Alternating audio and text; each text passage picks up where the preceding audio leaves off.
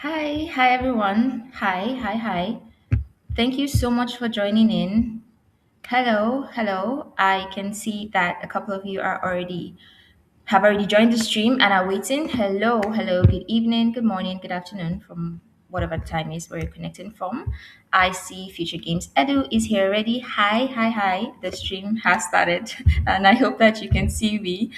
And yeah, everyone else who's connected, do just go ahead and share your name, the country you're joining in from, and what it is that you do within the ecosystem.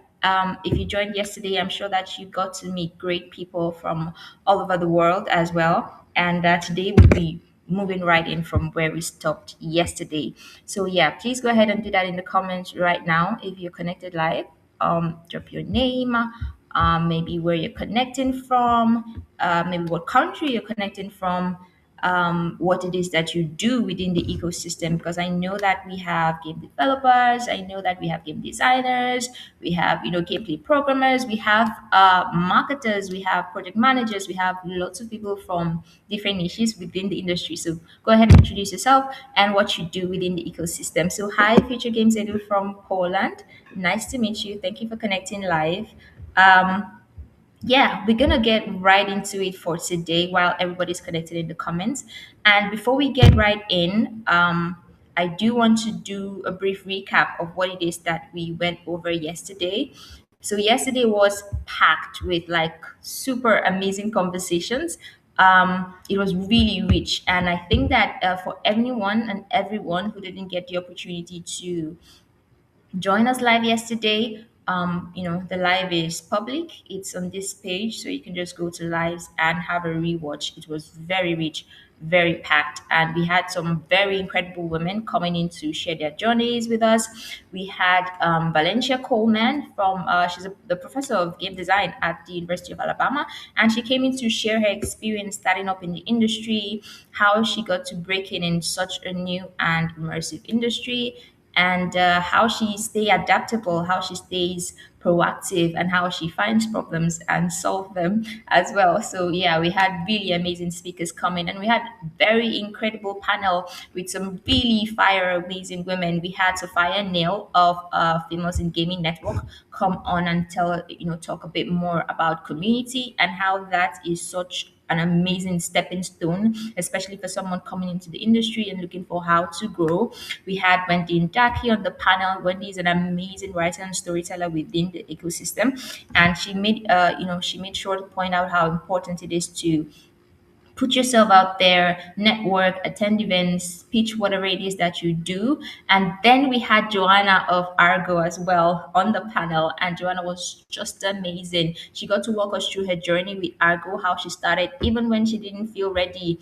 And they gave advice on career growth, how to do your own thing, pave your own path, and grow within the ecosystem. So yeah, I can't. There is no way that I'll be able to go over all of that. It was a very very rich conversation, and I advise everyone to go click the replay and have a look at that again. So what are we looking at for today? Drum rolls, please. Can I have drum rolls? That would be great. Yeah.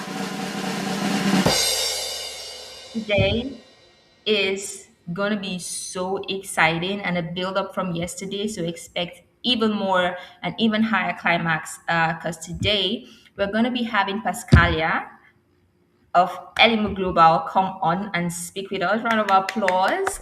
It's really amazing, having her here on the Women in Games Forum to speak a bit more about her work, especially with the Be Ubuntu Game Jam that she is a visionary of, and all of that work and what that means for the industry and for the ecosystem. And then right after that, we'll be going into a very, a very I don't want to say I there aren't words to explain because the words I just don't know the English word for it. But we're going to go into a very interesting panel where we're going to look into the opportunities that are available in other sectors, because I mean you know it, I know it, we all know it, that this is a new and emerging industry, and it may not have as much support for the people who are starting out in the industry as much as it would like to. So it's always important to look for collaborative opportunities between the sector and other sectors as well, between the sector and other industries as well. So that is what we're going to delve into in the next panel, right after we have Pascalia of Elim Global come in and speak. Yeah, an amazing pipeline of speakers. I swear, it's been amazing. Honestly, it's been a very enriching day. It was very enriching day yesterday, and I'm sure that today is even going to be more as we look to a couple more things. So yeah, right off the bat, I would love for Pascalia to come up and speak a bit about the Game Jam and what it is that she is doing, because I know from down here what we know is that it is a cross collaborative opportunity for developers from the African ecosystem and from Europe to build together.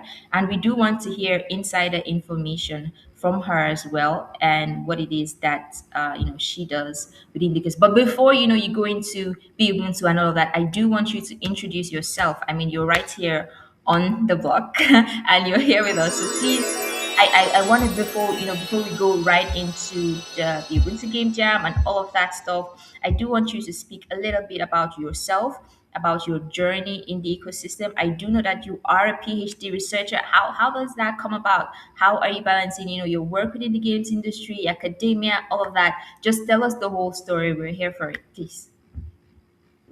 All right. Thank you very much, Faith. That was such an intro. And I'm just happy to join you today and just talk about the work that I'm doing. But as you've heard, my name is Pascalia H. Nyamita, and I am the founder of Elimugo. So the whole journey started with just, it's part of the story that I'm going to tell today, but it's about the need and the zeal to change the narrative of the African continent, or the home, the place that we call home, which for so long is a story that has been told by other people, but not by us. And I think it's time for a lot of us to just take up the mantle to share the stories through our own eyes, through what we seek and what we want to show, right? So that was the beginning of all the work that I'm doing and how everything came to be. And I am currently doing my PhD, which is based still on the work that I'm doing. Everything is all connected and related. So maybe I'll talk about that in the end. And yeah, I'm happy to be here and to share this platform with amazing African women doing great things, and just to share the story of gaming in Africa. It's a story that needs to be heard and needs to be told.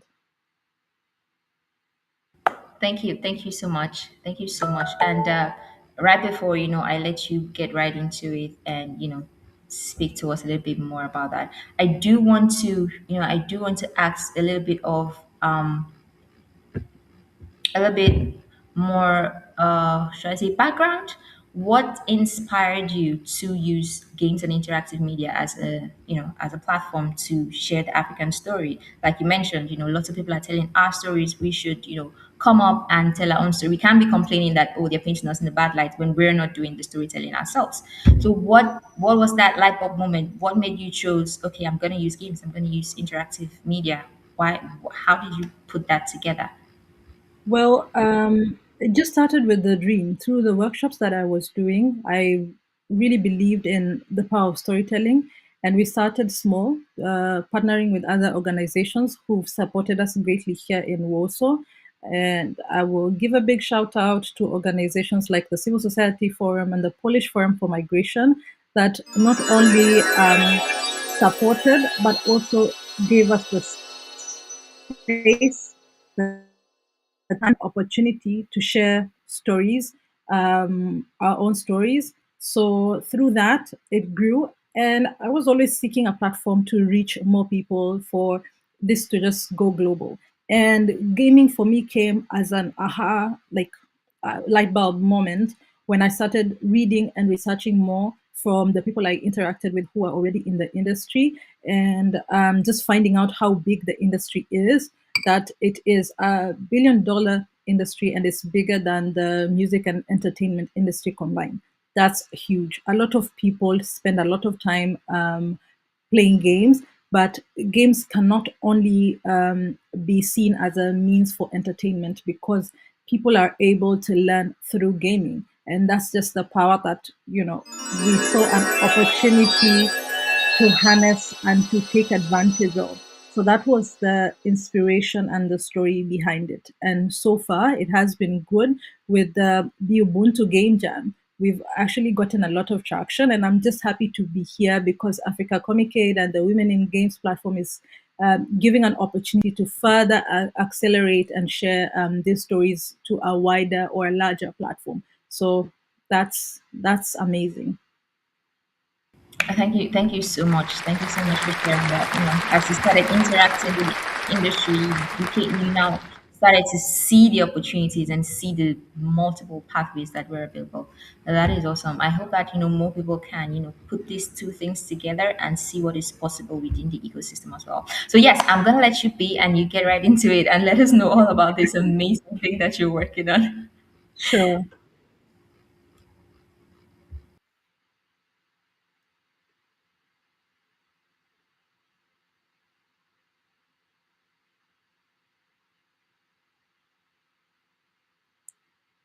I don't know if you can see my screen already. No, I think it's gonna come up in a second. All Yeah, right, right all there. right. Awesome. Yeah, get right into it. All right. So, as I mentioned, my name is Pascalia Nyamita, and I am the founder of Elimugo. But I know a lot of you are probably wondering what Elimugo is and what it's all about. But the idea of Elimugo started up because we are bridging Africa and Europe. And this has been possible through very many ways, because we are not only building, but we are also promoting specifically Kenya, because I am Kenyan, and Africa to the rest of the world. And Europe, because I am currently in Europe, and that's the avenue, or that's the place that I have been sharing and I can say reimagining the concept of Africa to other people, to share the thoughts of Africa through my own eyes and through how I view the continent. So a lot of us, we have that responsibility to share, but I will go further into it. So that is basically what Elimu Gold does. And we started through workshops, as I mentioned before, that we have been running workshops under the theme of Ubuntu in Warsaw. And those workshops have later on morphed into more. So it's not only workshops, but other activities that we have also been doing. We have had art and storytelling events here in Warsaw. And now it is through that we've grown into the gaming industry. And that's what I will share further today. So, the first thing I will talk about is narrative. Narrative, in this sense, I just mean that it's how we tell the story. A lot of us have I'm specifically talking about the African continent, which for so long has had labels. There's so many labels, and when you leave the African continent and you travel outside of the continent, you hear how people have this conception. So if you say, "Oh, I'm coming from Kenya," or "I'm coming from whatever African country that you would mention," some people already have these concepts or images of the continent that they already attach you with. So, oh, how did you, and you get certain questions like, how did you get here? Or how did you learn English? So there's so many things that people do not actually know about African countries. So it's upon us to take up the narrative and change that and tell the stories, I and also reimagine, or rather take up the mantle, not to negate those preconceived notions, because by us negating and saying, oh, someone would maybe put a label, this is a hypothetical scenario, put a label and say Africa is a dark continent, and what you as an African will say African isn't a dark continent, you are therefore reiterating exactly what that person said. So our goal and our mission is not to negate the narratives that have been created, but to share the stories of what we want to see. Repetition creates the image, it creates the reality. So if we keep on repeating the narratives that were created or preconceived, then that's exactly what we're creating. We're creating a reality of enforcing this other biases. So it's upon us to share those stories, to share the story of our creativity, of our innovation, of our culture, of our goodness and our beauty. So that's what the whole work is about. So how did I see an avenue to change this narratives? It came in through Ubuntu. A lot of some people might refer to Ubuntu as the software, but I'm talking about Ubuntu, the African philosophy. The African philosophy of Ubuntu translates to I am because we are. It is just putting emphasis on the power of community and what community means for us as Africans. And this concept is not only relevant for Africans, but for the whole world. People know about the concept of Ubuntu. They don't need to learn anything new through Ubuntu, but they need to remember what Ubuntu means. Ubuntu is the communal bonds, forming collaborations, working together, creating harmony. And with the current things that are happening in the world, Ubuntu is very relevant and needed not only for us, but for the rest of the world.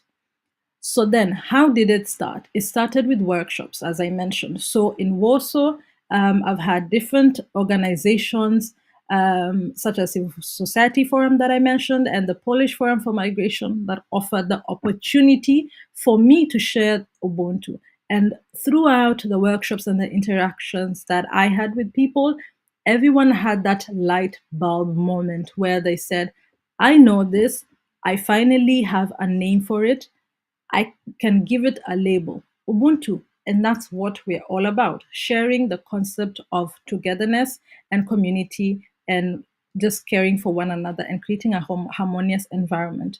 Anti-migration rhetoric has been growing throughout the world, and this is a timely concept to just recreate those narratives that if people understand each other, if people are able to know and see the similarities we have as human beings, then there's no need to breed hate or to segregate one another. So that is the true power of Ubuntu. So I sought, after the success of the workshops, I was seeking a wider and a larger platform, a global platform, to share this concept of Ubuntu.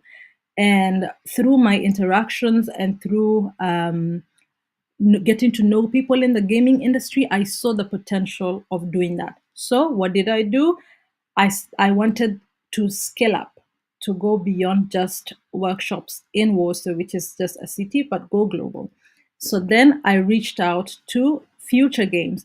Future Games is a game development school in Europe, one of the leading game development schools, and they are creating, it's a hub for creating not only game developers but designers and producers, and also making a mark in the industry. So together we came up with the Be Ubuntu Game Jam.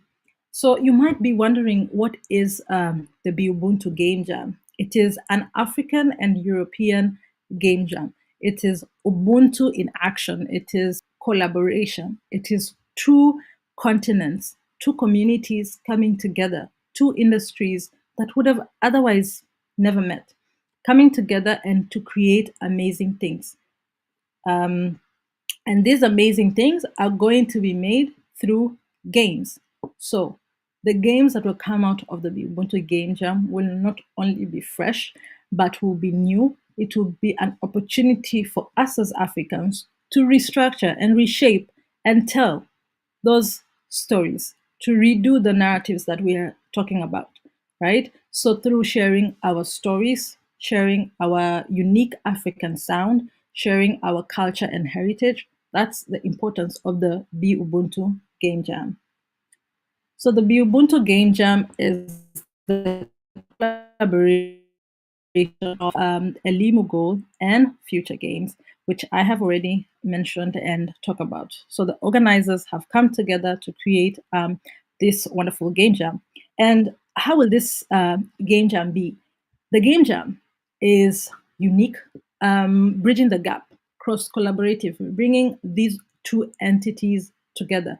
But it's not about competition, it's about creating something as a community, coming together to shape the future of the creative economy, to shape the future of the gaming industry. So it's a cultural bridge, as I had mentioned, the different things that we are sharing through creativity, the stories, and the heritage, and also a business bridge. The Ubuntu Game Jam creates an opportunity for the two industries to network, to form valuable connections and business entities that could come together, get to know one another. Because otherwise, how will people get to know what the other is doing? So the Ubuntu Game Jam creates that platform.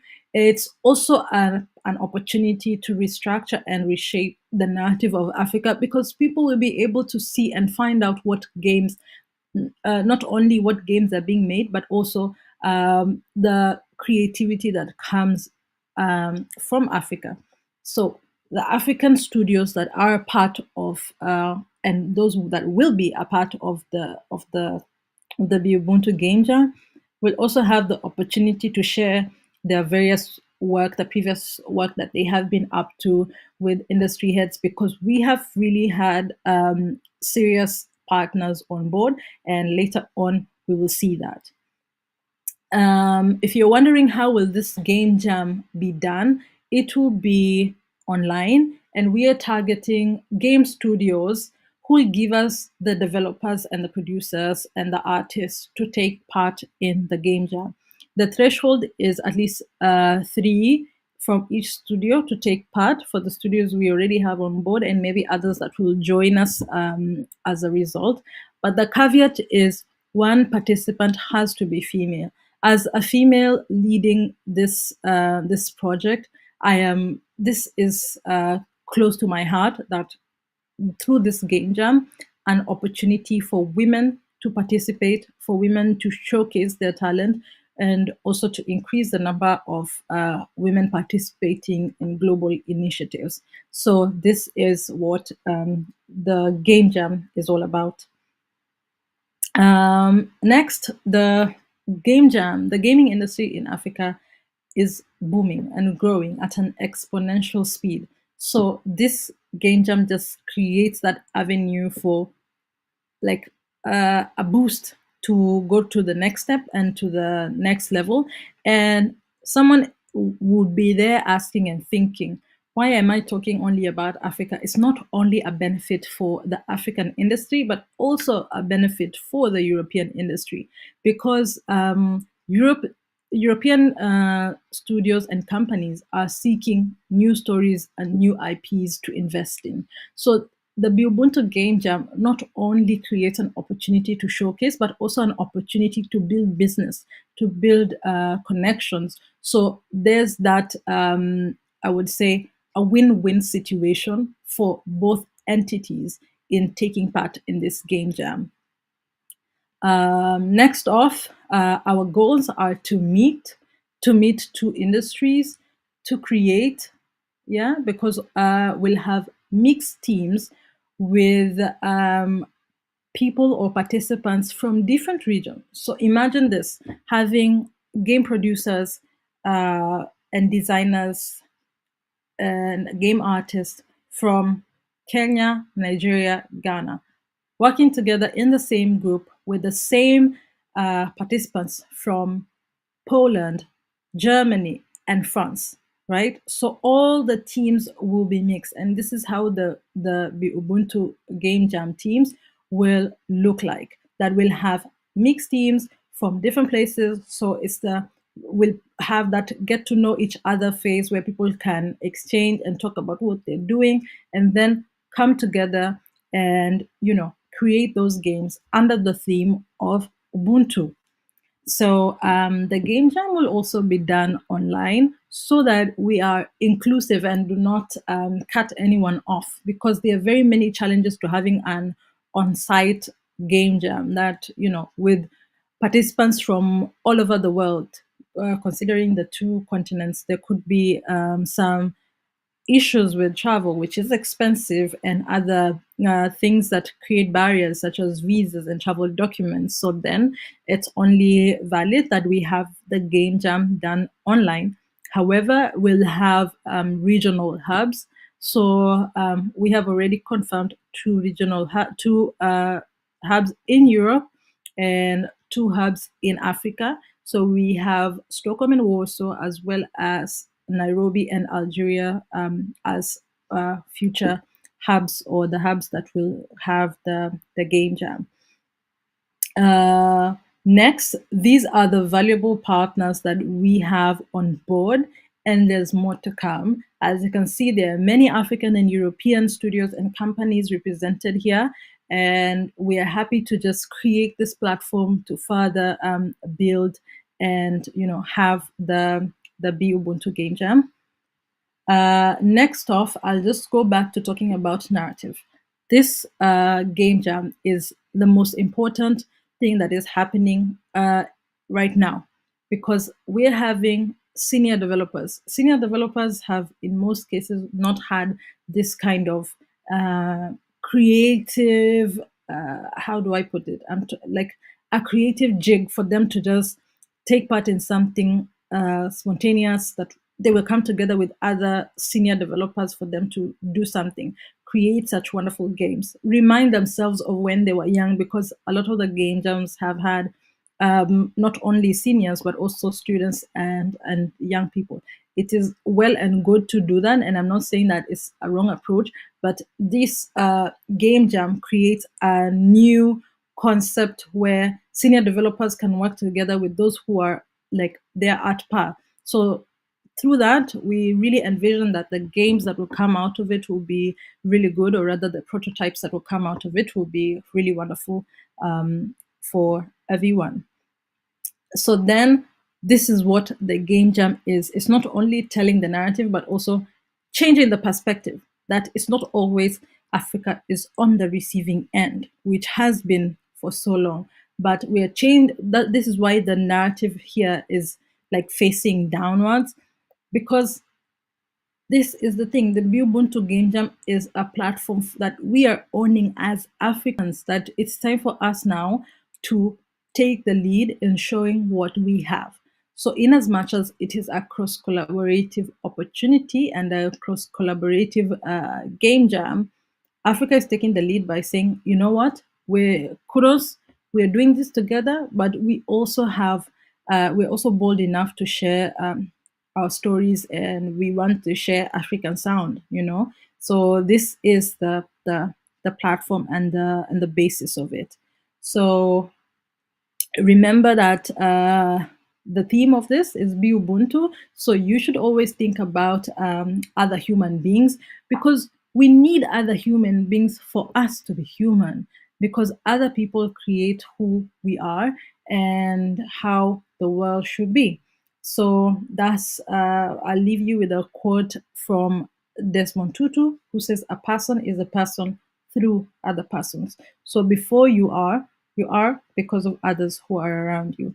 That is the true power of Ubuntu. So I would like each and every one of us to take that home and look out for the Be Ubuntu Game Jam.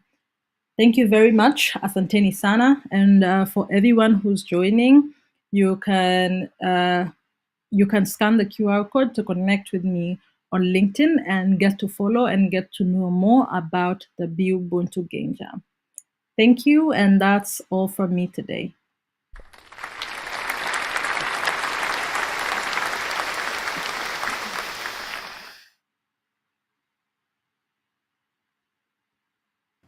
Thank you so much. That was amazing, and that was very there I see very descriptive. I don't think that it's going to be, how do I put it? I don't think that there's no one who's going to look at this and not get the idea and not want to passionately put their backs behind this and support it, especially from the founding inception, the whole let us tell our stories the way we want to, how we want to. And I mean, recently I did see I did come across this philosophy. It's like it's a construct, basically, the EOR model, where it says entertainment overcoming resistance model, where like forms of entertainment are super easy to use when it comes to storytelling, when it comes to pushing a propaganda and pushing an idea, because entertainment is going to circumvent the natural bigotry and resistance that a person may naturally have, and make sure to pass the information across so that the viewers, the listeners, the players, whoever is interacting with that can easily glean from it without, the forceful struggle of, breaking through the ideas that they already have, right? So honestly, this makes perfect sense, and yeah, um, we would be, sharing that as well, with the link to join, the code to scan to connect, as well as some other materials to everyone who's connected. So yeah, you get access to that if you want to take some time and look at it and see what it's all about. That would be awesome. So yeah, if you have any questions at all for Pascalia, you can do well and drop them in the comments. Whatever questions you have, anything that you feel wasn't super clear, it'd be, just drop them in the comments and would address each of them. But I have questions of my own that I think I do want you to address before you head off. And I know that you mentioned, developers and all and teams coming in. What other criteria is there for, teams who want to participate? Can individuals participate? Is it just teams? And if teams are coming on board, what is the checklist? What are the requirements they need to have? Because I know that a lot of people watching this or who would watch this would first think, I want to participate in this. So what do they need to check off before coming in? So, well, obviously, for right so far, we've had our partners from different studios come on board. We're not working with individuals; we are working with studios. So that's first things first. So the studios will give us the participants. So we are having a caveat for like a minimum of three or two, depending on the size of the studio, but at least one female participant. So if it's an all male studio, then that then doesn't apply. But we definitely encourage women to participate, or for studios to give us females to participate. We'll also vet the work or the games that have been made from the studios. So, but that doesn't mean that if you're a partner and you don't have participants, or you're busy at the moment with different projects, that you're not welcome to be a part of the game jam. There are so many other ways that people can support us, either in kind or in other forms, because there's a lot that just goes through with planning the game jam. So the thing is that we're having studios on board, and at least three participants, or two, with one of them being female or more. So that's the criteria for being a part of the Be Ubuntu Game Jam. That is really cool. Thank you so much. And yesterday, when we were having some other conversations, I believe Sophia and Nay mentioned that if we want to get women into the industry, I want to give them this chance. We have to make a very clear space for women to come in, because I know that yeah, because it's like most fields in tech, it's male dominated. So obviously, I know that you're going to say, oh, you could push your way through, you can find your place in, but it's always very helpful when there is that clear pathway, there's that clear seat kept for you. Like there has to be one woman in this team, there needs to be it in each team. That just makes things easier for female participation as well. And as we strive to make the industry more inclusive and all, this is amazing. So kudos to you and your team for that. Kudos to you and your team for that as well. Thank And you. thank you so much. And you mentioned people can support in kind and all of that. I believe that most people who would want to come in, maybe want to come in as, maybe community partners, mobilizing their community and all of that. So a couple of ideas for anyone listening, if you want to come on board, there's so many ways you could plug in and be a part of the whole process of in the jam. Do we have one other question I have as well? Do we have proposed timelines? When is it going to start? When is it going to finish? Sort of things, so people have like clearer view.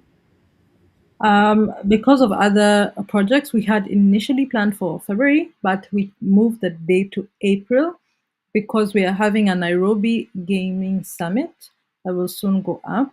So I'm just also using this time or opportunity to inform people about that. So people should be on the lookout for the Nairobi Gaming Summit and also the Ubuntu Game Jam. So it will be in April and it will be 48 hours. We'll just confirm the dates, but it will be the final week of April, the month of April. So those are the timelines, and for sure, we need more women to participate in such entities, especially things that involve, an international audience. And we always need to lift each other up. So let's hold each other's hands and just do this together.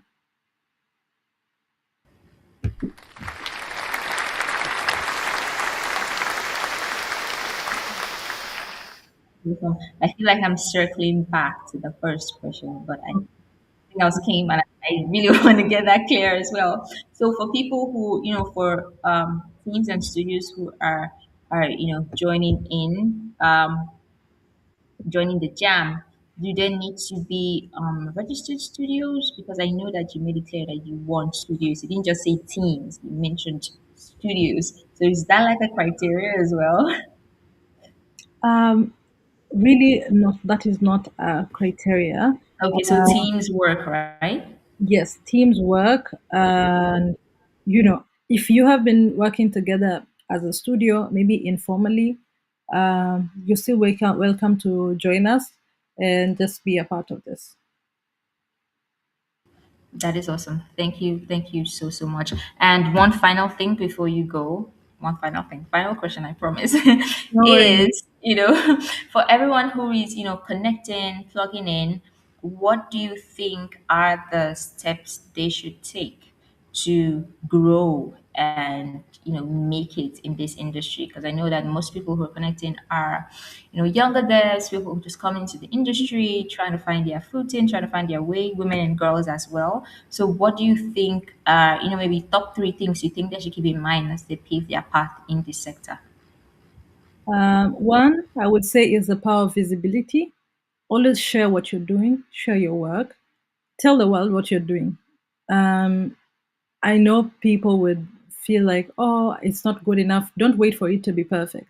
I also was I was fighting through that I was thinking I have to achieve something to show. Just show your everyday work. If you're an artist and you're drawing things, don't be afraid to share with people what you're up to. That's one. Share with the world. Use platforms. Social media is a very good platform also to reach, to have a global reach, to share your stories beyond your community. So I can say that is a good tool to use. LinkedIn, Instagram, Facebook, whatever it is that you can use to share or to amplify what you're doing, use it. Number two, I would talk about the power of networking and the communities that you build. Take yourself to these spaces where people are doing things like this. If you're a woman and you want to grow in the industry, be a part of Women in Games. Look what other women in gaming are doing, learn from them, reach out to them, seek them out, and get tips from them. If people have other networks, they could recommend you for things if you share stories with them, if you are communicating with them. So that's number two. And number three is also just the power of learning and growing. Always strive to do better than or better things than you were doing yesterday. So those are the three key things I would say are the recipe, or rather the strategy for getting ahead in the industry.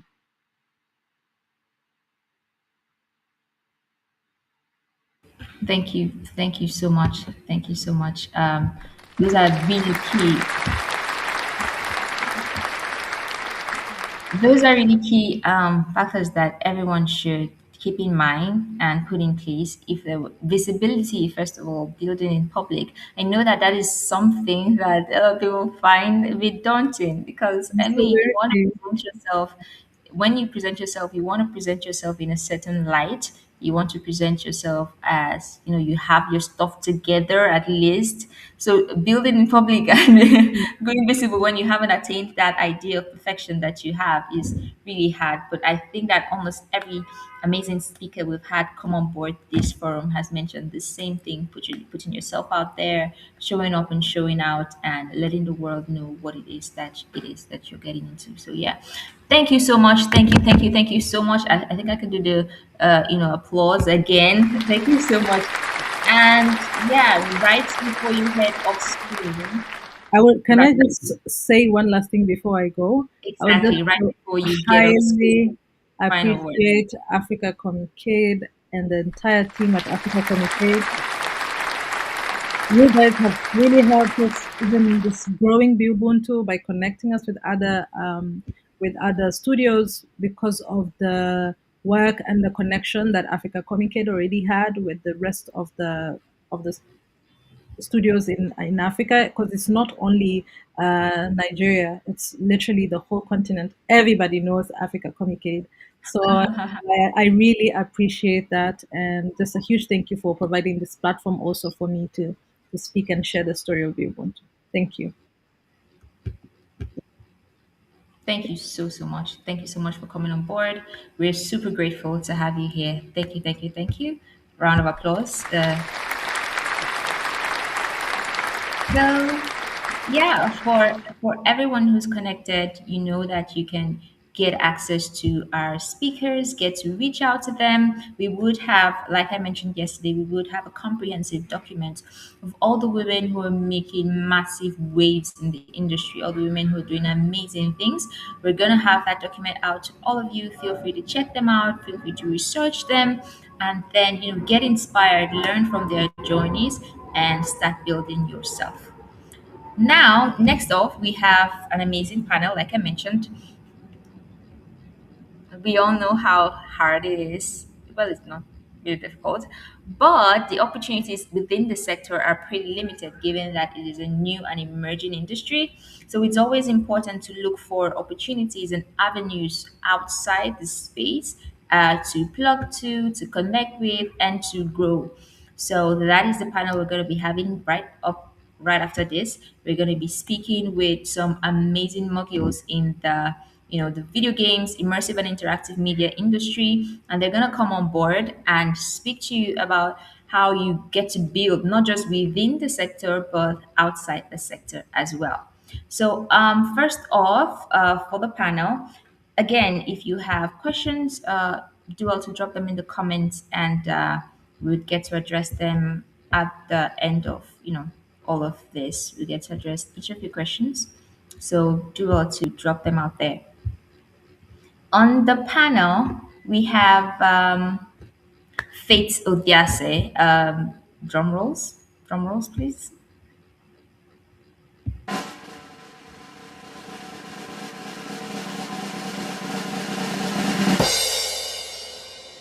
Yeah, so on the panel we have Faith, and Faith is the co-founder of Immersive VR Studios. If you've ever looked into VR in Nigeria, you must have heard of Immersive VR. You must have heard of Faith herself, and she leads the creation of immersive virtual reality and gaming experiences across the sector, and not just in the immersive and interactive media industry, which makes it so interesting because what Immersive VR Studios does is they collaborate with so many sectors like banking, sectors like oil and gas, and her work and the work they do at Immersive VR is the fine balance between what is obtainable within the immersive and interactive media industry and outside the industry. So a very beautiful blend of what you have within and outside the space, and we're going to be having her up. Uh, Card applause. Thank you so much. Thank you so much for joining in, Faith. Thank you so much. It's very pleasant to have you. Everyone in the comments, like I mentioned, once you join in, make sure to drop your name, whatever country it is that you're connecting from, and what it is that you do within the ecosystem. And right next off, we have another amazing woman joining us on the panel today. And Namath is the business developer and partnerships manager at Africa Communicate. And her work is one of the cornerstone roles, especially in the industry, because she deals with a lot of external partners, corporate partners, strategic relationships within and without the sector, driving growth across, cross collaboration between different players within the industry and players outside the industry as well. And today we're going to be hearing these key points and how she gets to connect both sides of the coin together and enable some a growing industry like the immersive and interactive media industry, connecting it with the outside world. So thank you so much for joining us here today, Nini. It is such a pleasure to have you both. I'm very excited to be here with both of you. I'm squealing internally. I'm really happy, and I'm sure that because I know that people may not be able to connect right now, but I'm sure that people will get to replay this, and there's going to be so much wisdom for them to glean from this at the end of the day. So before we get right started, I think we're due for introductions. I know that I did a very hasty overview, but I'd love for each of you to introduce yourself. Starting off with you, Nima, please tell us, who you are, what it is that you do within the ecosystem. Hi. Hello. Good evening.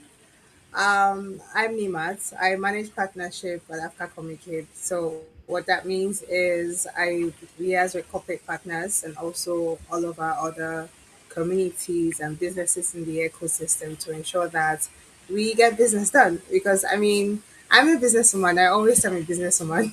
I'm not a gamer. I'm a businesswoman. I'm where the money is. So my job mostly revolves around managing client relationships, seeking out new partners, and also working with existing partners to ensure that they know the work that we're doing, they understand what the ecosystem is about, and to walk them through the many possibilities of what can happen when there's collaboration and more work is done in the ecosystem. Thank you.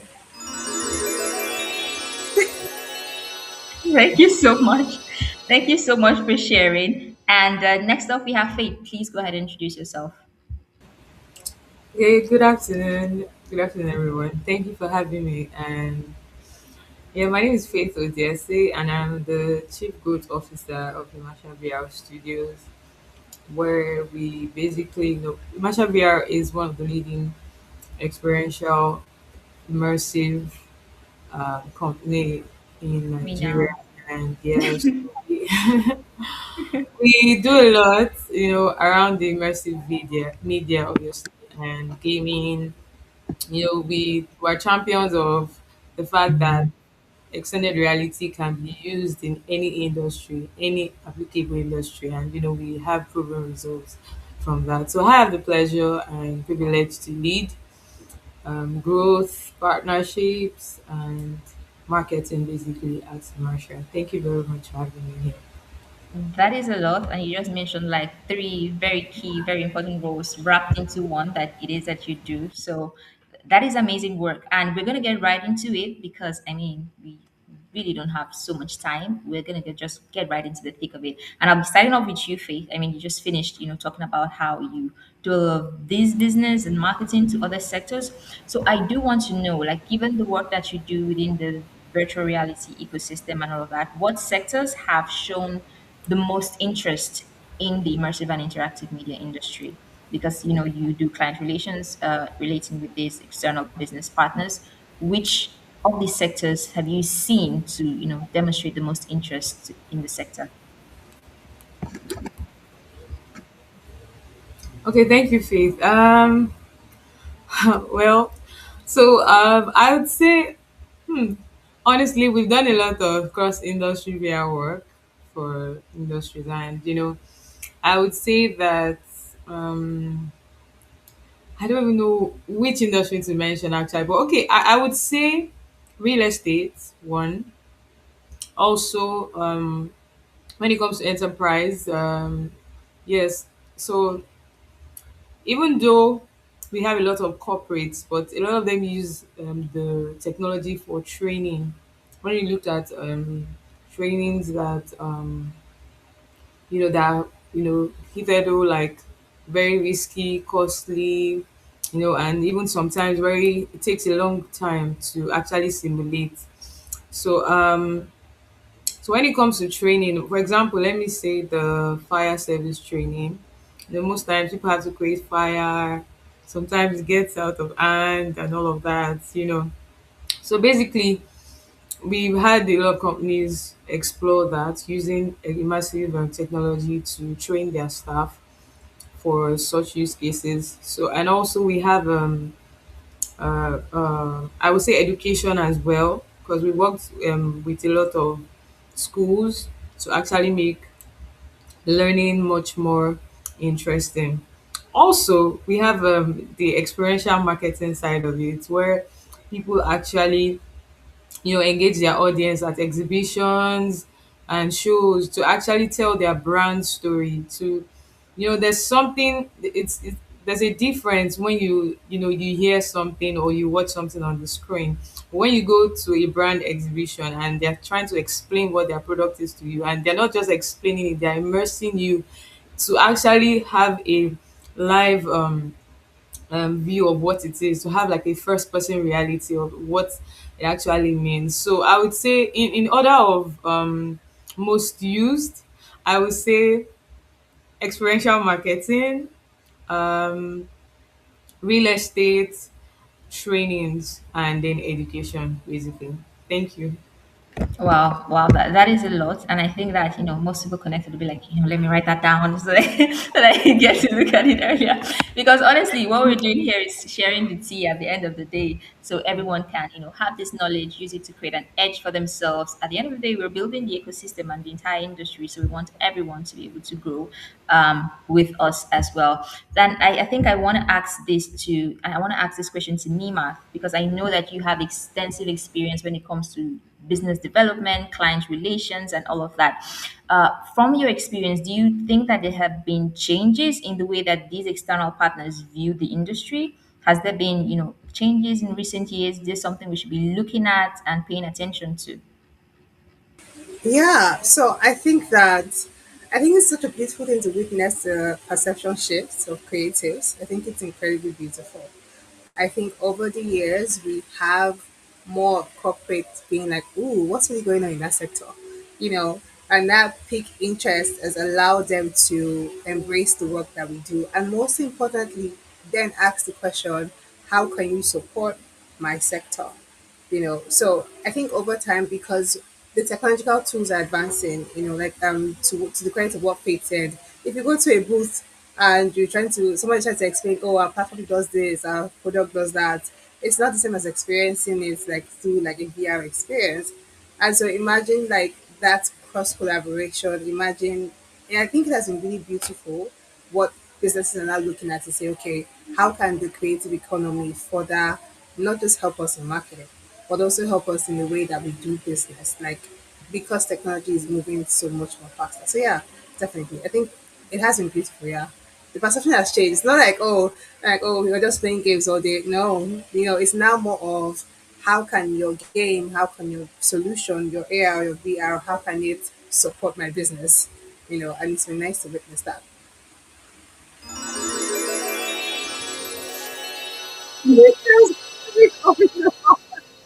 Honestly, there's now they're now eyes in the sector. They're now looking like, okay, they're starting to see the business side of it, not just the fun and game Yeah. kids playing around, which is, I think, Yeah. is super awesome for the industry, because I mean it's being taken seriously, and that is one of the pathways via which it is going to grow. And right, piggybacking off that, I know you mentioned how they get to see, oh, how can you help me, how can you help my business? And I want to ask this question to you, Faith. I mean, you've interacted with these businessmen, you've created experiences for them. What do you think are one of their foremost needs when they come to a studio like yourself and request for your services at Immersive VR? What are they looking for? How do you balance their needs with what is obtainable within the sector? All right, so I would say, because different sectors will have different priorities per time. So each person's need will be dependent on what they need to achieve per time. So, but I would say they so let me streamline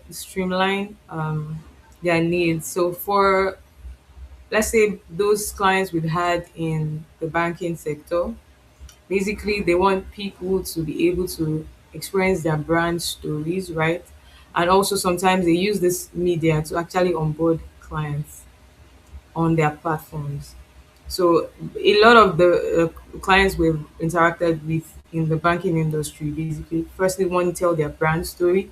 They want you to be able to experience their, sometimes they could actually even want you to take a tour in their banking hall, depending on what they need to achieve at time. But most times, basically, they want to use this media to tell their brand story and also to onboard clients on their platform. And of course, to create that buzz, I remember when the last bank one of our banking clients, they were going to launch a new microfinance bank, and they wanted to create a buzz with technology. They wanted something to go viral. Of course, their target audience were Gen Zs and all of that. So they needed to use technology to actually get people's attention, and of course they sought to use immersive media for that. So it would depend on each client's needs per time basically. So I would say that for then, when you talk about the oil and gas industry, most times they are concerned about safety simulations. I initially mentioned about the fire safety trainings, emergency response drills, also their operational trainings. Basically they want people to be able to walk through it and all of that. And this now goes into the fact that we have to be very detailed in what we do. We have to capture every detail because we are simulating exactly, because we don't want you to lose touch between reality. When there's actually a fire, you must be able to know what to do exactly. So we have to pay like very, very much attention to detail when we're creating experiences like that. So for clients in the oil and gas sector, basically they want to use this media to train, of course, for safety training simulations, emergency responses, and also sometimes they want people to have a tour. So there are some of their facilities that they cannot, bring people into, and then because maybe because of the risks, there are some what do you call them? They call them plants, yes, where manufacturing plants where you cannot actually go to because of the high intensity of things they do there, the risks and all of that. So they want people to actually experience this. They want people to see that, oh, they are conforming with standards. They want people to see the process of how they manufacture this, you know, products that we eventually use. So sometimes we have created tours, and these ones are not 3D creations now. They are live 360 tours where people can actually take a walk through and actually experience their locations and see what they do, look at the machineries. And of course it also lends towards training and education as well, because they can use this to train people using this, for example, let's say interns in that particular field. They can have a walkthrough and see all of those processes, ask questions, and all of the things are very detailed work. It's just that sometimes we cannot share, because of confidential reasons. We cannot like share some of the videos of like what we specifically for them. So Obviously. I didn't get that. Sorry. I mean, obviously, because of, Yeah. Yeah, yeah, confidential you reasons. can't exactly share. It has to do with a lot of attention to detail. So I would say that for oil and gas. And of course, when it comes to like corporate clients, a lot of them want to use it for, like I said earlier, product launch, um, to tell their brand story. So they use it basically for experiential marketing. Same thing with the real estate industry.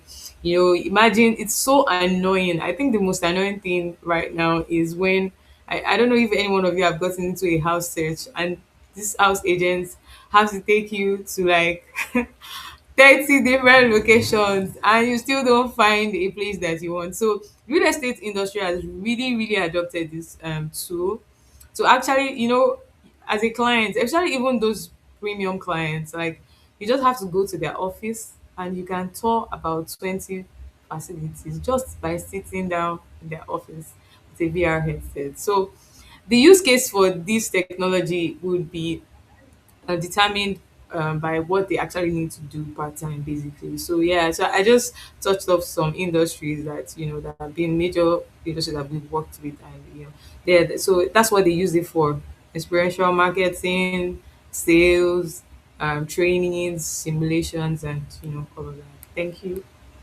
That is that is honestly a wide variety of needs, and I love that you made it so clear, because I think that coming from some creatives may have a very narrow-minded view of what it is and what are the pathways with which to connect with these outside sectors and some ways of collaborating with them. But I love that you laid it out so very. There are so many ways that creatives can offer their services across different use cases and all of that. So yeah, that is quite amazing, and I love that you went into so much detail. And right off that, seeing that there's so many, how do I put it? There's so many opportunities available in these outside sectors, and I want to ask Neymar, what are the problems that you think, should I say, some of the wrong and false ideologies that creatives have when going into collaboration with these external parties? Because I know that, coming from a brand perspective, you work a lot with the corporates and these organizations. What do you think are some of the problems that creatives have coming forth to work with these partners? I think what how best I would put it is there is a certain structure that the corporate system has. It's beautiful, it's wonderful. There's also a certain fluidity and like flexibility that the creative economy has, which is also beautiful. So sometimes the creative partners worry that I'm sorry, the corporate partners worry that the creatives don't have enough of that structure to be able to deliver. Sometimes you hear false things like, "Are you sure you will take this? Are you sure you'll be able to do this? Are you sure you'll do this?" Like, yes, because it's like, oh, we're all just fun and playing around. So I think one big misconception is creative enterprises are not as serious as corporate enterprises, right? And that is more of a social perception actually, and it does affect that because you have to convince extra. You have to be like, I know, it looks like I'm fun, but I'm actually very serious, and the job will be done. So it does take like an extra layer of convincing to say, oh, you can't trust us with what we are doing, and this is really good. And there's also, I would say it's a misconception, but especially for partners who don't necessarily know what the context of what you're building and what it means. Sometimes they ask, "Ah, what would this even do, Seth?" To touch on what Faith said about brand storytelling. Like, so if I do this, what will it do for a brand? What do you mean to be this? People really like it. And you have to explain to them that, oh, yeah, it will be received nicely, it will be wonderful. There's an extra layer of convincing it takes because there's not a lot of, I don't want to say synergy, but there's not a lot of mix and matching between corporate partners and creative economy. So there's just one tiny extra layer of like explanation you have to do to be like, okay, I really got this. I have structures. I'm a business too. I'm a very serious business too. So I think that's just one tiny bit of a narrative change that I think is shifting though. Honestly, the beauty about the sector is the more that you work with partners, the more that narrative dissipates. Like the more that you're able to do the work and show the work and be more credible, the more the narrative dissipates. Because I mean, if you go to a banking partner with the structures that they have there and you deliver something fantastic, you won't have that explanation again. In fact, they'll come to you and say, okay, we think this is all they should do.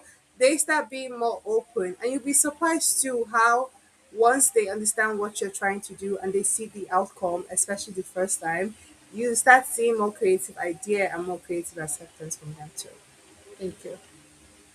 Thank you so much. Thank you so much. This feels like business 101 class. It does feel a lot like a class, and I hope that everybody's learning so much. And like I mentioned, if you have questions, do drop them in the comments. We have experts here who are gonna answer all your questions. So drop your questions in the comments. And I do want to ask a follow-up question, Nemat. I mean, there's this, misconception, there's this kind of mismatch in perspective.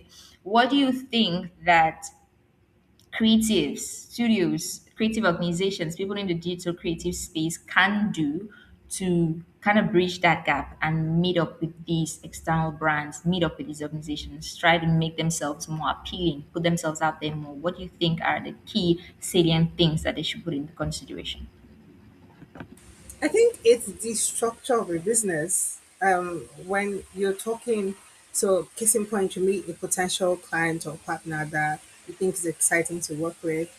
they have their certain ethos of doing things, but they're at the core of it, everybody's a business. Everybody has profit and loss column, revenue and loss column. That's it.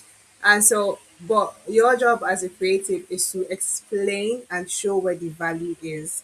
Because I personally strongly believe that it all ties down to value. At the end of the day, if your client is getting value because you're providing value, that's all. It's really that simple. But I think the positioning, the way that your internal structure is, being able to show that, oh, I do have a team, I do have the structures in place, I do have the systems in place. But to fit words, like imagine if you wanted to work with a Messiah and it's just one single dev, that's not something that a big client would want to be a part of. But the message says, I have a team, I have this, and there's those structures in place. They sort of smoothing the path for collaboration. So I think creative studios should actually focus on you are running a business. I mean, yes, it happens to be in the creative economy, but first and foremost, it is a business. So the way that any other business would run, sorry, the way that any business would run and would try to succeed, being in positions and in rooms that matters, you should be doing that. You should be saying, I have my team, I follow government policies, I do this and that. You know, you should be positioning yourself as a business who just happens to be in the creative space. But business first, because it's easier for other people to be comfortable around you once you have the framework of a business. If that makes sense. Yeah. I'd also That like makes to say that makes something. so much sense. Please go ahead. Yeah, go ahead, please. Yes. So yes, definitely. You know what Nima has just said, like it's so like very very important because when you see what some devs do, some of them don't have structures. Even when they want to like make payments, when you have even landed the deal, then you're sending them personal account numbers. You know those things are red flags for corporates. Also, I just wanted to put this in that the narrative has started to change because this is an advantage that creatives can take. They can take advantage of this. So most of these corporate clients right now, when you want to work with them as a creative right now, they don't work directly with creatives. They now have what we call creative agencies, like marketing agencies that they work with. So that is a very, very good opportunity there. And these marketing agencies, they have creatives on them, on their team.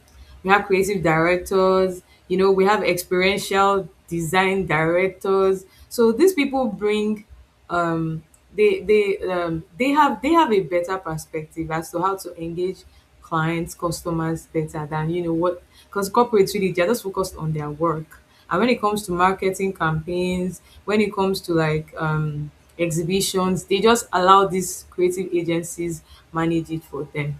So this is an advantage for creators to actually now reach out to like creative agencies, show them your work, tell them what you do, what you can do for a particular. And some of these creative agencies, they have like social media profiles where you can actually see their the clients that they work with. So you could actually go there and come up with a concept that okay, you're the ones managing experiential marketing for Coca-Cola. You can design this augmented reality experience that can be used at your next exhibition, basically. So that in a way has bridged a gap that was before, that existed before. Right now, instead of, because there's also like a how do I say, there was always a gap there, but right now their creative agencies are in the picture right now. So creatives can actually take advantage of that and relate that. And you will, like I said, you'll find people, experiential directors, creative managers on these creative things. So that's like an advantage that people can take. Um, they can take advantage of this. Thank you. Thank you so much, Faith. I feel like we're gonna unlist this video right after, so because it feels like there's so many very key, very important points that are being dropped here that could be in an entire business class for creatives. Because these are very salient points that most creatives and creative agencies and creative organizations overlook, right? Because they just want to be, they just want to let their creative juices flow. Nobody's thinking about the business. Nobody's thinking about, okay, what are we gonna eat? Because that's why there's this whole starving artist ideology that is it's everywhere, because they just want want to be artists that don't really want to go into these client relations and all. So I think I want to ask you this, Faith. I mean, you've mentioned there are now creative agencies people can partner with because there are creatives there, right? Because there are creatives there, and it's easier for creatives to work with creatives and all of that. So how do you think, or how, for your agency, for your organization, how do you balance, the client expectations with creative expression, right? Because I know that creatives want to be creatives. They want to create. They don't really want to confine themselves in the corporate rules and policies and all of that. Where do you think is the middle ground there? How do you think they can work together? Okay, so basically, the first thing is first of all, you have to align with the client's objective before you bring in your creativity, because the clients they want to be rest assured that you understand what they want to achieve. And of course, because we're creatives, there are many ways to the market. I think that's like a Yoruba proverb. And so, but first of all, you want to ensure that you are aligned with their objective. What do they want? What do they want to achieve? Not because when you go there and you're talking technological jargons and all of that. No, the clients want you. They want to have that rest of mind that, okay, these people understand what I want to achieve, right? So basically, once the client's goals are clear and you know what they really want to achieve, then we can now define the creative boundaries together. Basically, so we now say, okay, what experience can we create to actually achieve this goal, right? And we now put on our creative thinking caps. Okay, and of course you have to consider the client's budget as well, because budget is also budget is a very, very important part of the decision making. So, but firstly and foremost, you have to ensure that you are aligned with what they want to achieve.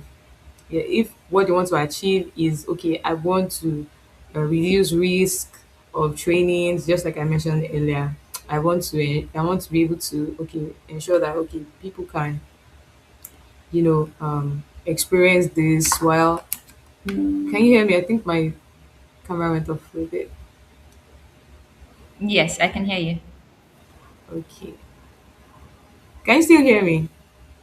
Yes, I can still hear you. Please go Okay, ahead. sorry, I think my camera went off a bit. I'll fix it Yeah, the later. webcam. Yeah, Yeah, but you could basically, just wrap up now. let me just wrap up. Basically, the most important thing is to ensure that you align with the client's objective. A lot of the time, some clients give you that free hand to just determine, say, okay, you are the creative, go and come up with something, jigget, and let us know and let us see it. Give us a presentation. And sometimes some clients can be extreme. They go to the extent of, some of them are very funny. They go to, like, maybe they go to ChatGPT, right? And say, okay, they type in what they want, even though sometimes it's not realistic, right? They I type in what they can't hear want. her anymore. I'm not Can you sure hear if that me? is me. Can you still hear I me? can hear Faith. Yeah, I can hear you, Faith. Oh, Oh, Yeah. can you But still on hear me? my end, yeah, we can. Okay, should I go ahead? Yes, we. Okay, so I said that some clients go to the point where they go to ChatGPT to create what cannot be created. I'm sorry, but, like, in terms of technology, yes, we cannot but admit that we have some limitations right now. So, but when you go to ChatGPT is thinking on the level of what is happening in the first world, like what's happening in Silicon Valley, and they now go, okay, this is what we want, and they now give you their budget. So you have to calm them down and say, okay, madam, I know what you want to achieve, but you and again, another problem, my God, is time. They come to you and they say, our event is next week, create a VR experience for us. And I'm like, how? Well, of course, we have to deliver. Do you understand? So, yeah, but overall, basically, to align with them, of course, we've had wonderful clients that have actually allowed us to, bring in our creativity. So, yeah, basically, the quick primary thing is minute to there. ensure. I think only Nimat could hear you because it's I'm finding it super hard on my end. Oh, wow. Can you still hear me? Yeah, while you sort that out and reconnect, are you I can hear you. okay? So while you have that sorted out, I think I want this. How do I put this? The panel is so much businessy and so much from the business side and two ruthless business women. Can we have a little bit more empathy for the creatives? Ah, So I think Nima, from your end, I think maybe I really work a lot with creatives as well, especially when it comes to balancing creative and corporate requirements and corporate what do the corporates need. So I want to hear from your end as well. How do you think these creatives can maybe notch down their whole flowing in their creative juices a little bit so that it can work better with these other sectors and other organizations? Because at the end of the day, we do need this intersectoral collaboration to grow. So we really need to find ways of connecting. So what do you think are those ways that creatives can remodel, not exactly change themselves, but how can they remodel to work with these corporate partners better? Before I answer that, I'd actually like to touch on what you said about the starving artist. So I like to think that you can be a rich artist. Like, really, why are you starving? No, I do. I don't. I'm like, why are you starving? Like, if you're hungry, how are you going to create? Like, why? Sorry. But I think that when we think of the most successful creative IPs out in the world, they were all birthed from a creative idea and endeavor, but they were supported by the structure of a business. And because of the business part of things, they're able to last a decade. Like, I mean, I like Harry Potter. Like, I'm a Potterhead. And everyone around, imagine like people my age and people coming up younger who are being introduced to one IP that is like almost 20 years old, but it's supported by the structure of a business because the business part is like, oh, I'm going to expand into merchandising, into films, into theme parks. That is the business part of things. So I really think you can be an artist and like don't starve. Why? But to answer your question, I think it all starts from the proof of work and what kind of reputation you have as a business. I mean, if I'm in the corporate sector and you come to me and you say you have like amazing ideas, I probably won't trust you if you haven't done anything before, or you're just like sort of like no experience so far, right? But if I've seen a couple of things that you've done out there, you have like a really amazing proof of work, my trust in you increases. So I think it's sort of putting yourself out there to say, I've done this. I really think sometimes creatives have a hard time tooting their own horn. They do. Because you see incredible work and it's sort of hidden somewhere in the back burner with your family and friends in a group chat, and and it's not visible to the rest of the world. But when the world sees your work, it's easier to convince the partner to say, oh, I have done this before, I have worked this before, I've been a part of this before. That trust is then easy to cement. So really building in public and showing what you're building, what you've done, it goes a long way, honestly. It really goes a long way. I'm sure that when Faith goes to meetings, she's not thinking, oh, they will have to, when they Google the Messiah VR, they're not going to find anything. They're going to find lots of things. And that already softens the ground for the conversation because the client has a lot of trust to say, oh, these people have done many things before. So even if it's one project you're working on, let it be out there, let it be known so that when you get a chance, the opportunity to pitch with a client, you can say, I've done this, I've been part of this. That is one thing that really helps to break the ice because there's more trust and they feel like, okay, we can handle what you take on. Because the building in silence part, I think that's what's fragmenting the relationship more and the trust more. Because no doubt you are aware that you are talented. But from a corporate standpoint, I'm not aware you're talented if I've not seen anything you've done before. I mean, there's AI now, so did you do it? You know? So that outward evidence of showing what you've done, it goes a long way, a really long way to make things easier with corporate relationships. Thank you. Yeah, yeah, that is amazing. I think almost every amazing speaker we've had here on board has made that clear that really put yourself out there, really talk about what you do, have a proof of concept, have a proof of work, have something, a portfolio. publish, do show it out there. Because at the end of the day, when you want to speak with anyone, when you want to collaborate, when you want to interact, that is what is going to speak for you. It's not going to be just you rambling all your ideologies and all of that out to, whoever is listening. And yeah, we are running out of time, but I know that we really need to touch some key issues. We really need to touch some things before, we get off and wrap up for, the forum and the segments as well. And I want to hear from you, Faith. A little, a little caveat from all the business talk. You, as a woman leading in the interactive media and immersive media industry, for how many years now? You've been doing such amazing work with immersive VR on your path as well, growing and elevating yourself. What are the key things that you think? Uh, Younger women, and when I say younger women and girls, I don't just mean younger women and girls by age, but people who are young in the industry, people who are coming in, people who are trying to build. What do you think are those key and salient things that they need to put in place in order to grow and thrive in the industry?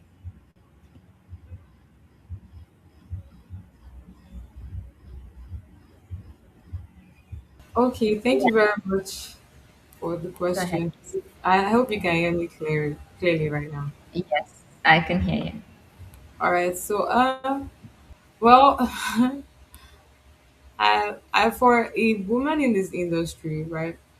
First, of course, you have to understand that um, immersive technology, the immersive media industry, right, is a fast moving industry. It's growing, right? And what does this mean? It actually means that there are a lot of opportunities here because it's growing, it's evolving every day. There's one update, there's one something coming out. There are a lot of things happening in the industry right now, and it's nascent, still growing. So that tells that there are a lot of opportunities here.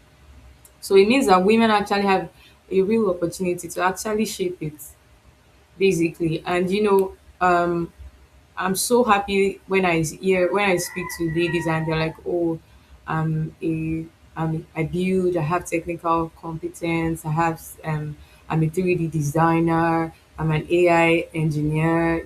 So basically, my first advice would be to build technical, confidence, technical competence rather. They must. Yes, you can have a creative vision. You can be creative, definitely, but I would advise that they build that technical. Yes, and I'll use myself as an example.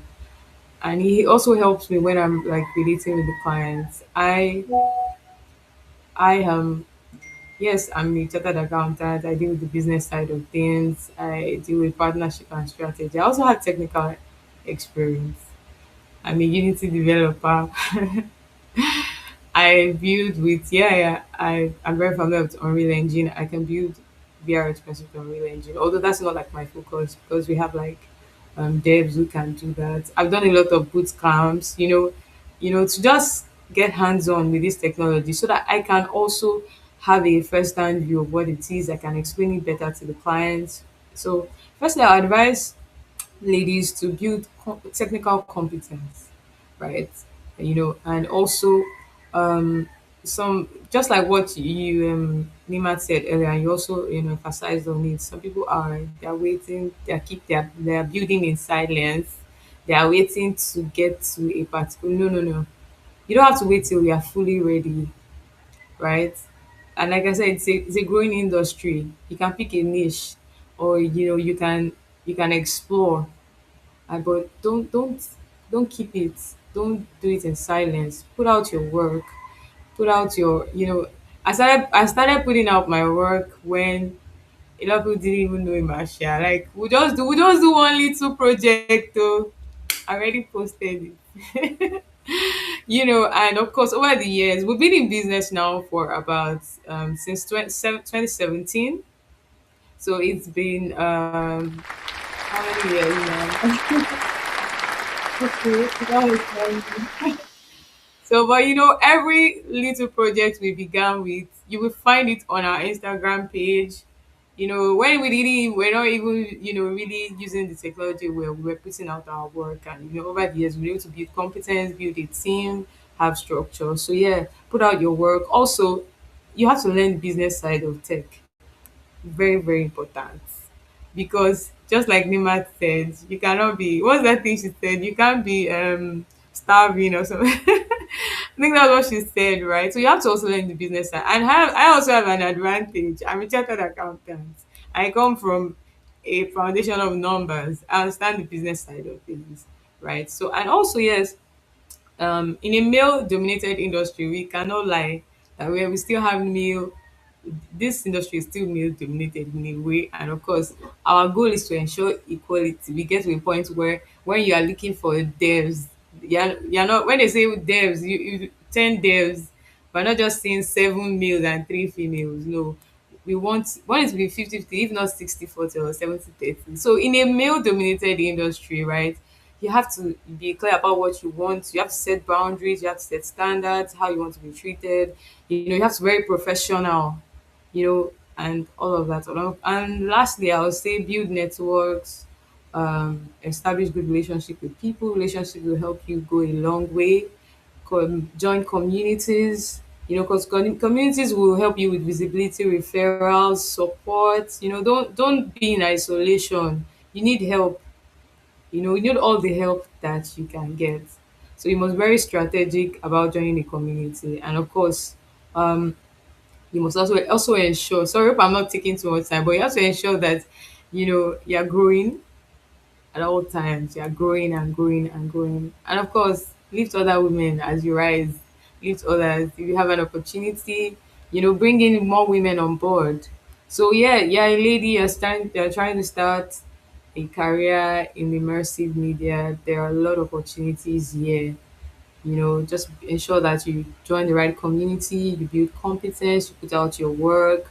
You're very professional about what you do. You have standards. When you have standards, people will respect you. When you have structures, people will respect you. You can find a mentor, and that's another mistake that a lot of creatives make. They don't get mentors. Mentors will help you go far. Mentors will help you, especially now that there's this fight to put. Yeah, it's a fight. It shouldn't be, but we're fighting right now because we want our voices to be heard. We shouldn't be, but that's our reality today. So if you have a mentor, they'll help you to go farther than you can go alone. So I think I'll just wrap it up there. Thank you. Thank you so much. Thank you so much. That was amazing.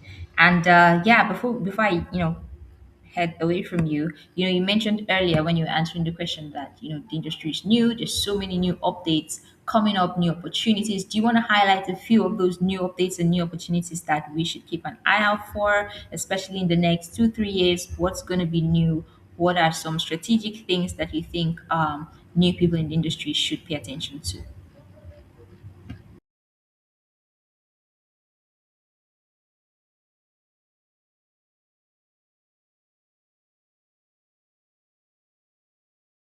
You're muted. I Sorry, can't I was hear. muted. I didn't know. Can you see me, like my camera? I don't know if it's on. We can see a part of your face, which is awesome. You can you Oh can see a really? part of. I can't. My camera is actually blank. I use a gaming PC. I had Yeah, I know. I use a gaming PC, and so annoying. Thank My gaming God. PC doesn't have camera. I had to get a webcam for this. And yeah, it's fine. So basically, sorry, can you come again with the question, please? Yeah, I was saying, what are the new, opportunities, new things coming, new updates that you think that people should keep an eye out for in the industry in the next, let's say, 5, 10 years ish? What is new? What should we pay attention to? Wow, there are a lot. There are a lot of opportunities. So let me just mention a few. Wow. So right now, okay, let me mention. Where do I start from? Okay, so I would say right now we have like new hardware coming up, right? We have the Samsung, Galaxy XR. We have the Android platforms now, out there. So these are opportunities where creators can actually build competence in that, because right now you can build even the Meta Horizon platforms as well. You can build real time, so that's like really good opportunities. Also, um what's it called? We have right now with the with AI around right now, so you have to like build competence with how to integrate these different softwares to make your workflow faster. Before now, because we were doing extra experiences when you had to like move create in one software, move to another, and then carry what you have done to another. Right now we have APIs, integrations, and all of that. So people can build competence in this fields, to make their workflow faster. Also, when you look at industries right now, there's this a lot of people are trying to adopt technology into their work and what they do, and so you can take advantage of that. Many companies right now want to be seen as technologically relevant, so that's an opportunity for creatives to run at them, go to these creative agencies that they work with, and actually see what you can do for them. Also in education right now, I think Judith Okonkwo, I don't know if you know Judith Okonkwo of Inisi 3D. I think she's on the Universal Basic Education Committee for Nigeria. That's the education. I think they're the body in charge of like the education in Nigeria. Okay. Is that like a sign that my time is up? No, that is a twinkle because you said something amazing. And really big ups to Oh, Judith. She's making waves out there as, woman in yes, the industry as well. yes. So there are a lot of opportunities right now in education. You can build experiences that change the way people learn, and yeah, there are opportunities there as well. Also, and I also mentioned the experiential marketing, like which is like that has the biggest potential that I see in the coming years. Marketing will always be at the forefront of how creatives can make money, because people invest a lot of money in marketing, because why? They want to get client engagement, they want to get sales. So creatives can jump on this to actually take advantage of opportunities there as well. We have healthcare, like healthcare now. We see how technology has really advanced in that field as well. There's VR therapy, mental health, VR, medical training simulations. Also, we have like this rehabilitation and wellness experiences where people can use VR or XR, right, for rehab or wellness, gym, healthy lifestyle. Fantastic. And lastly, I'd like to mention what's it called?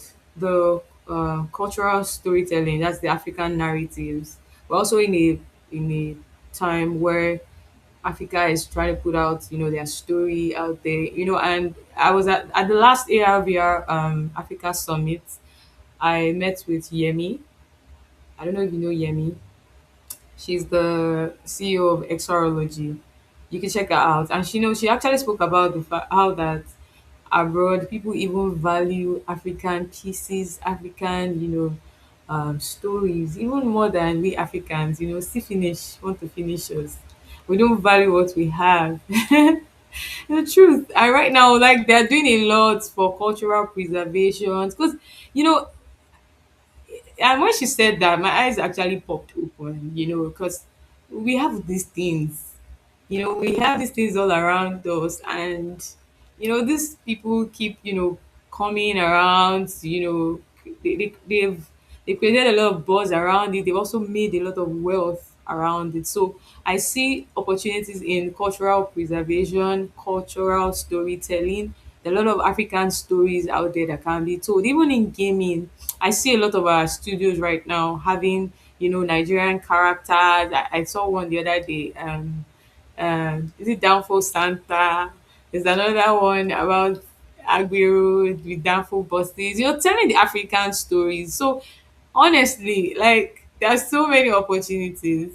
I just mentioned the ones that I can't remember right now, but like there are a lot of opportunities that creatives, should focus on. So in summary, education, cultural storytelling, brand and marketing experiences, yeah, basically. So as well, having to use AI for workflows, because AI has really helped to reduce the timelines. Sometimes before, in the past, it might take months to finish a VR project, but with latest technology right now, it can actually speed up the, Yeah. the workflow. So yeah, so thank you very much. How about Yeah, not that making final too that final twinkle was because the time was up. But yeah, thank you so much. That was amazing, Faith. It's really great to hear, get such insights, especially from you who's worked in the industry so long. I hope that everyone watching can pay attention to those key things you've highlighted and do well to improve themselves and their career growth as well. And now on to you, Neymar. Just two questions before we wrap up. First off, what opportunities do you see for people outside the sector to come in? I know that Faith mentioned, technical skills and all of that, but you're a businesswoman. You see these areas of the body, the organization, parts of it that are missing that you think that people can plug into to better grow the industry. So, what are those opportunities you think are for people, looking in from other sectors, thinking of maybe coming into the industry? Accountants. Accountants. No, I mean, I'm actually being serious. Like HR teams, like professionals, really, it's again, it's a business. It needs all the parts of a business. It needs the accountant, it needs the admin, it needs the HR support, it needs every other component that doesn't necessarily have to do with like the actual creative work, because that's the only way to build something that can function. Because your accountant can tell you you need to make money. Then you go need to make money. Your HR is managing your team and helping you manage your staff, and so that there's more structure in place and the work can actually be done. So I think other professionals should see it as an exciting sector to be part of. It really is exciting, actually. It is very exciting. Technology is changing, but most importantly, you really get to bring ideas to life at the crux of it. You get to think through something, you get to use your imagination, and you bring that to life. So other professionals can then provide the other support, the business support of things. So we need accountants, we need personnel, admin personnel, we need managers, project managers, who can actually support like when businesses have projects and all, like yourself. So all of the things that I think that's what we need in the sector right now. I think it's fresh. I think it's like, oh, I want to go to school. I want to be like an admin person, but you can be an admin person for a creative studio and to be fun. So yeah, Yeah, that so was for my everyone time up. outside, that was kudos. Like that is amazing. So for everyone looking in, I mean, whatever your background, whatever your sector, you know that there's an opportunity for you to support this sector even as it grows further. And one final question for you, Nimath. I know that you are a pragmatic person, but also quite optimistic, especially when it comes to the industry and its growth and its trajectory for growth. And as a woman yourself, what key opportunities do you think are available for women? Because I mean, yesterday we were spotlighting some organizations that support people in the industry, some that support purely women that are doing amazing things, and now they're young. When I say young women, I mean women who are new to the industry. There are these women who are looking into coming, and what do you think are some key opportunities that are ready for them to welcome them into the space and help them grow? I think there's like fellowship. Okay, so fellowship programs, you gotta be a part of that. Creative fellowship programs, residencies, all of these things, competitions. Like join the competition. It can be for something fun. I think what I would say to any young woman who's trying to get into the sector is trust yourself. Like trust your uniqueness. Honestly, trust yourself that you're gonna bring value to the sector. Trust yourself that whatever it is that you want to do, as long as you put in the work and you know your onions, you're actually going to do well. I remember it was like 2, 3 years ago, I met Esther Badamosi. Before then, I'd watched like stop motion movies. I really love stop motion animation, but I didn't know anyone did it in Nigeria. So I remember the first time I got to our studio, I kept saying, wow, wow, wow, the entire time because it meant so much to me as someone who consumes that type of art to see it being done here by a woman. But fundamentally, you have to trust your abilities and what it is. It can be that you just like to draw, but you draw really, really cool stuff, then develop that and trust yourself and compete and showcase your work and know that somebody somewhere, some business somewhere would need you for a project that could skyrocket your career way much more faster. So whenever you see anything that has to do with something you're interested in, whether it's a fellowship, a competition, a showcase, a jam, anything, just put yourself out there really. That's actually the most important ingredient. Yeah. Thank you so much. You know, believing in yourself, confidence, putting yourself out there. I feel like I'm gonna replay this, you know, like a mantra and be like, okay, believe in yourself. Yes, we go. No, But because it's yeah, true. before you wrap up, yeah, please go ahead. So, because to what Faith said, it is a male dominated industry. It is. Yes. And if you have, I mean, yes, you have days of doubt. I'm like, oh my God, what am I doing here? You will have that. But trust yourself to Yeah. carry yourself through the hard days because every sector looks attractive from the outside until you start working inside. And then the Mm-hmm. technicalities of, no, sure, people always say, oh, partnership and business is fun. I'm like, okay, come and do it. That's true. It looks fun. It looks like you're just going out to meet clients. You're posting on LinkedIn, like you know so many people. Come and do it. There. So it looks fun until you're actually inside. So it's the trust you have in yourself that gets you through the tough patches because Yeah. not everything looks great from the outside, honestly. Yeah. Yeah, thank you so much for sharing that. I know that is going to be helpful for the thousands of women out there that are going to watch this. I don't know, I'm projecting thousands, but yeah, the thousands of women who are going to watch this, they're going to be so inspired by that. And I hope that is going to help them on their journeys as well. So, yeah, we're going to wrap up. I know we went way beyond time. I'm so thankful that you guys stayed with us through all of that. I know that this is going to be helpful to so many people. So, thank you for making out the time to be here and to speak to the community. I want to hear, final words of advice before we wrap up this session. What would you tell any young woman, any woman or girl looking to come into this space, right? What is that one key thing that you want her to hold on to and know as she moves ahead, as she paves her own path in this industry?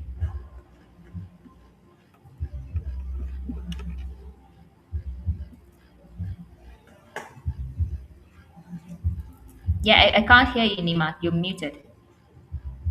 I was saying I wanted Faith to go first, but like I feel like we're communicating with each other. Like you Oh, yeah. ladies first, you first. So I would say, oh god, it must sound very cheesy, but I really mean this from the bottom of my heart. Believe in your magic. It really is true.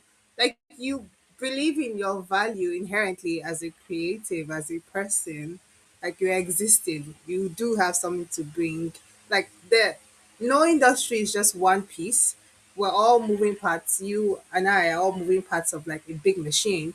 So you do fit in somewhere. You just have to really believe strongly that you fit in somewhere. That is what will get you to the tough times, knowing that I'm here, I have this talent, I have this gift, I can do the work, and so I fit in somewhere. Think of the industry as a really big puzzle piece, and you fit in somewhere, and you make sense, and you're perfect there. Yeah, that sounds very cheesy, but you go like,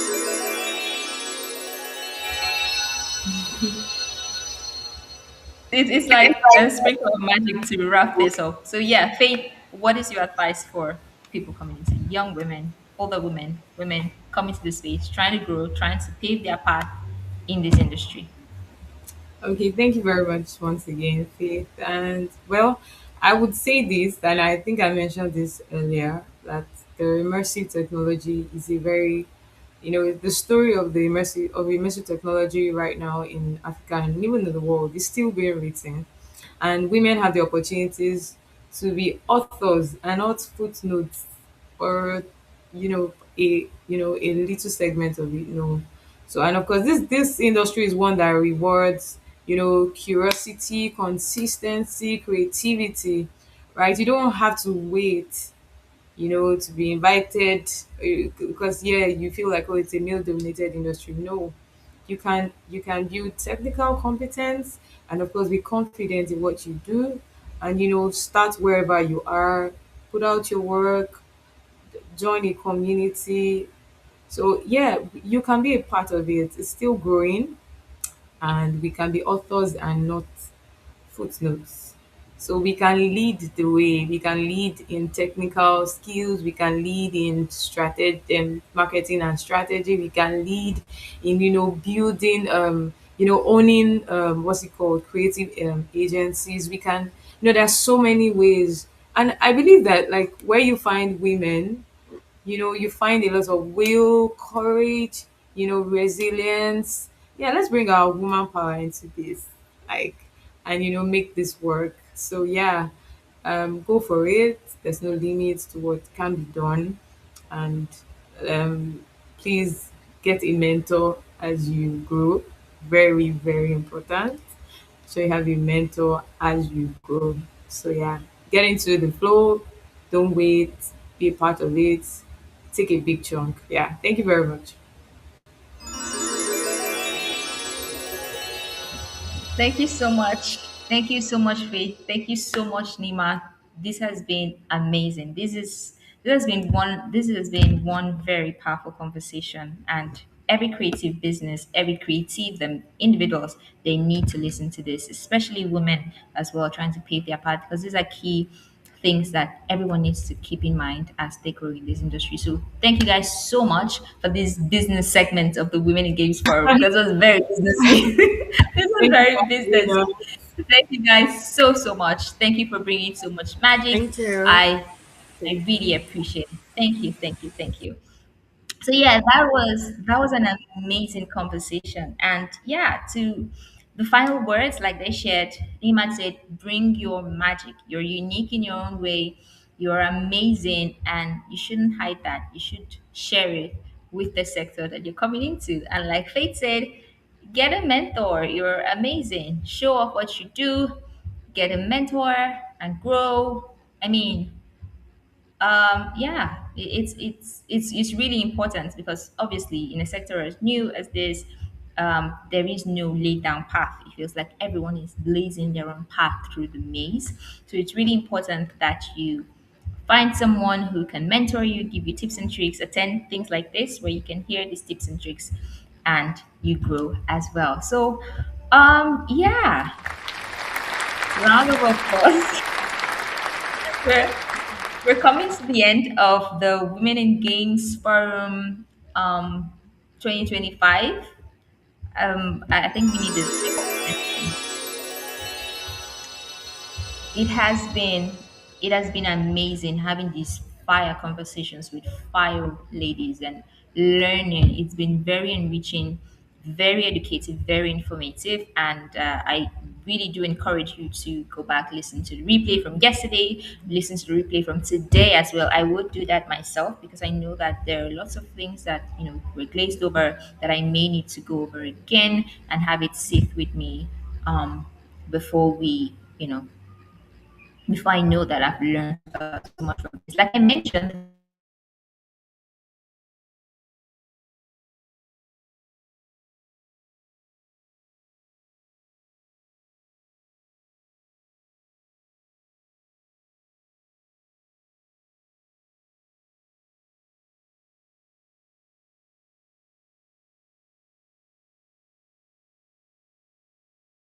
look at the organizations that are available to help and support you and grow. Use them to grow, plug into the opportunities available in the sector. So yeah, I'm going to wrap up here. Thank you so much, everyone, for joining in.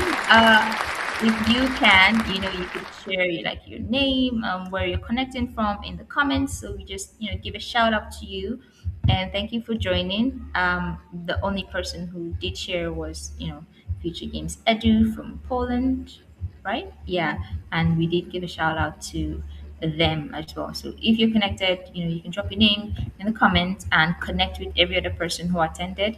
And yeah, do well to connect with the speakers. We'll be sharing the report, so you get to connect with the amazing women who are doing great things in the industry, and learn, glean insights from it, and pave your own path yourself.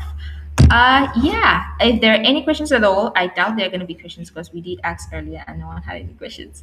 But if you do have any questions, please drop them in the comments. I do want to, look at that, probably address them if we can before we wrap up the forum and the session. but it's been amazing for me. I don't know about you, but it's been pretty amazing for me. And yeah, we're gonna be wrapping up here today. I do not see any questions yet in the comments, so I'm gonna be wrapping up here. Do well to, I mean, even when you get to watch the replay, you can as well drop your questions and comments as well.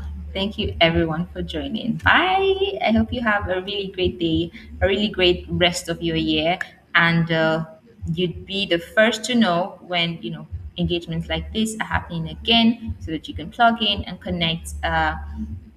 When the next forum like this is gonna, you know, be put together, you'll be the first to know right in your mailbox, so you can connect, get to bring in everything that you've learned from now till then, and connect with all the other amazing women who would be around during that time. Yeah. Thank you so much, everyone. Bye. Have a great day.